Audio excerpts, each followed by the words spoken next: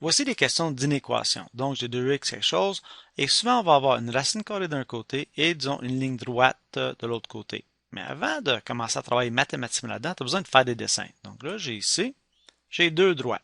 J'ai une racine carrée et une ligne droite comme premier degré. Donc, les trois questions que je pose, c'est quand est-ce qu'ils sont un est égal à l'autre.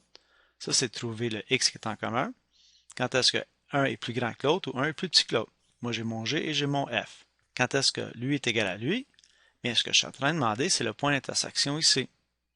Quand vous allez le faire mathématiquement, ça se peut qu'il y ait deux réponses. Parce que ce qui se passe, c'est que ça, c'est la moitié d'une parabole. Elle fait le tour ici, puis elle s'en va loin là-bas. Donc, ça se peut qu'elle retouche encore là.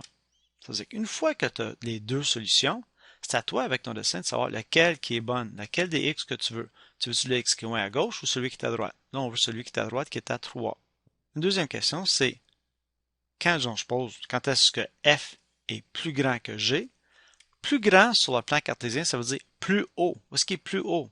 Donc, quand est-ce que f est plus haut ou par-dessus le g? Ben ici, le f, là, il est plus petit, là, il est en dessous. Alors, seule place qui est plus haut, c'est à gauche ici. Et il faut regarder les intervalles, c'est sur l'axe des x. Donc, à partir de mon point d'intersection, à gauche. Donc, ici, je dirais, ben ça, c'est à peu près moins infini à... je pense que c'était 3, excuse-moi. À 3. Donc, de 3 à moins infini, dans cette direction-là, mon f est plus haut ou plus grand que mon g. Pour la dernière ici, quand est-ce que mon f est plus petit que mon g? Donc, ça veut dire quand est-ce qu'il est plus bas? Bien, mon f ici et là-bas, il est plus haut, ça ne marche pas. C'est ici, sur cette partie-là, que mon f est plus bas ou en dessous de mon g.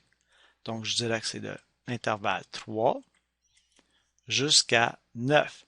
Est-ce que je peux dire, ben oui, il est plus petit, plus loin que 9? Non, il n'existe même pas plus loin que 9. Donc, allez pas dire qu'il faut qu'il existe. Il faut que les deux existent.